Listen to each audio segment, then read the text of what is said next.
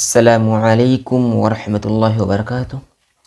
بسم اللہ والحمد للہ والصلاة والسلام علی رسول اللہ، اما بعد، اعوذ باللہ من الشیطان الرجیم، بسم اللہ الرحمن الرحیم، ان الدین عند اللہ الاسلام۔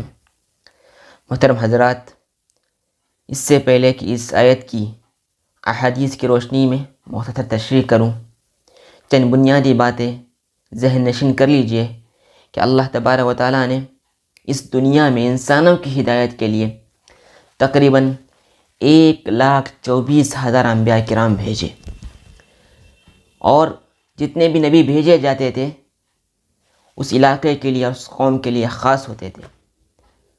دنیا میں کسی بھی خطے میں جب بھی گمراہی پھیلتی تھی اور قوم ایک اللہ کو چھوڑ کر معبودان باطل کی پرستش یا پوجا شروع کرتی تھی، تو اللہ تعالیٰ انہی میں سے ایک انسان کو، نیک صفت انسان کو اپنا پیغمبر اور رسول بنا کر بھیجتے تھے۔ بنیادی تعلیمات تمام انبیاء کرام کی ایک ہی ہوتی تھی، ایک اللہ کی عبادت کرنا، اس کے ساتھ کسی کو شریک نہ ٹھہرانا، اللہ نے جن باتوں کا حکم دیا اس بات پر عمل کرنا اور اس کے روکے ہوئے بات سے رک جانا۔ البتہ شرعی احکامات الگ ہو سکتے ہیں، مگر بنیادی تعلیمات ایک ہی ہے، اور تمام انبیاء پر ایمان لانا ہم پر ضروری ہے، اس کے بغیر ہمارا ایمان مکمل ہو نہیں سکتا۔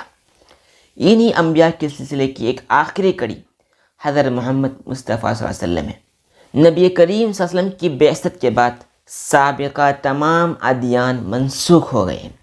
اگر آج نبی کریم صلی اللہ علیہ وسلم کی بعثت کا علم ہونے کے بعد اگر کوئی شخص کسی سابقہ دین کا دعویٰ کرے گا یا اس پر عمل کرے گا اور اس پر اس کی موت آ جائے گی، یاد رکھ لیجئے اللہ حفاظت فرمائے اس کی موت کفر پر ہوگی اور اس کی موت ایمان پر نہیں کہلائے گی۔ اور ایک بنیادی بات سمجھ لیجئے، جتنے بھی انبیاء کرام بھیجے جاتے تھے اس علاقے کے لیے خاص ہوتے تھے، اس زمانے کے لیے خاص ہوتے تھے، مگر نبی کریم صلی اللہ علیہ وسلم کی بعثت قیامت تک کے لیے ہوئی، اور قیامت تک جو بھی انسان آئیں گے نبی کریم صلی اللہ علیہ وسلم کی اتباع اور ان کی پیروی تمام انسانوں پر لازم ہے، اور نبی کریم صلی اللہ علیہ وسلم کے بعد کوئی بھی نبی نہیں آئے گا۔ اللہ تعالیٰ ارشاد فرماتے ہیں، ان الدین عند اللہ الاسلام، بے شک دین برحق اللہ کے نزدیک اسلام ہے۔ بنیادی طور پر ایک بات یہاں پر سمجھائی گئی ہے کہ دنیا میں مختلف قسم کے مذاہب ہیں، مختلف ادیان ہیں، مگر دین برحق صرف الاسلام ہے، اور جو اسلام کی پیروی کرے گا وہی انسان کامیاب ہوگا دنیا و آخرت میں۔ اگر کوئی شخص اسلام کو چھوڑ کر کسی اور دین کی پیروی کرے گا، یاد رکھ لیجئے وہ ناکام ہوگا اور دوزخ میں جائے گا۔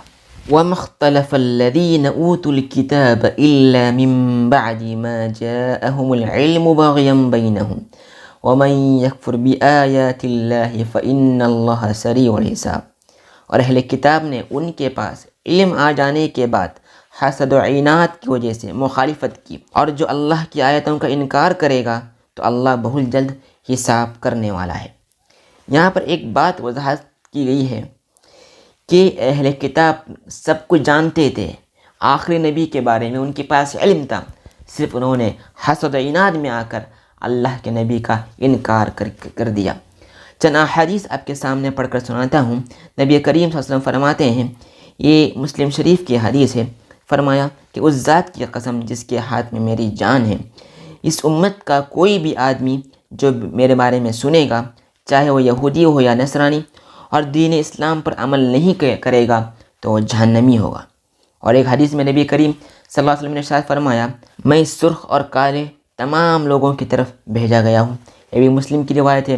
نبی کریم صلی اللہ علیہ وسلم نے اور ایک جگہ فرمایا، یہ بخاری کی حدیث ہے، کہ میں ہر نبی ایک خاص قوم کے لیے مبعوث ہوتا ہے اور میں تمام لوگوں کے لیے بھیجا ہوں۔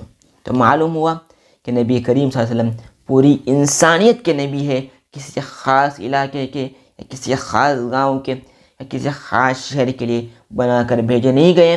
نبی کریم صلی اللہ علیہ وسلم قیامت تک کے لیے نبی بنا کر بھیجے گئے ہیں۔ جو بھی نبی کریم صلی اللہ علیہ وسلم کی بات کو مانے گا اور ان کی پیروی کرے گا وہ کامیاب ہوگا۔ اور شریعت کیا ہے، دین کیا ہے، نبی کریم صلی اللہ علیہ وسلم نے پوری طرح واضح طور پر احادیث کے ذریعے، اللہ تبارک و تعالیٰ نے اپنے کلام کے ذریعے ہم کو سمجھایا ہے، وہی دین ہے۔ اگر آج کوئی کسی اور چیز کو اگر دین بنا کر پیش کرے گا اور کتاب و سنت میں اس کی کوئی دلیل نہیں ملتی، اس کو ہم نہیں مانیں گے اور اس کو ماننا نہیں چاہیے۔ وہ دین نہیں ہے، وہ ان کے من گھڑ واقعات اور قصے ہیں جو لوگوں نے گھڑ لیے ہیں۔ اس لیے دوستو، ان چیزوں سے دور رہیے، اسی چیز کو مانیے جو اللہ اور اس کے رسول صلی اللہ علیہ وسلم نے ہمیں بتایا ہے، اور تمام انبیاء کرام پر ایمان ضرور رکھیے، مگر پیروی صرف نبی کریم صلی اللہ علیہ وسلم کی کرنی ہے۔ اگر کسی ایک نبی کا بھی انکار کریں گے ہم تو ہمارا ایمان نہیں رہے گا۔ تمام انبیاء کرام پر ایمان ہم پر ضروری ہے، لازم ہے، مگر پیروی نبی کریم صلی اللہ علیہ وسلم کی کرنی ہے۔ اللہ تعالی ہم سب کو توفیق عطا فرمائے اور ہم سب کا خاتمہ بالخیر فرمائے۔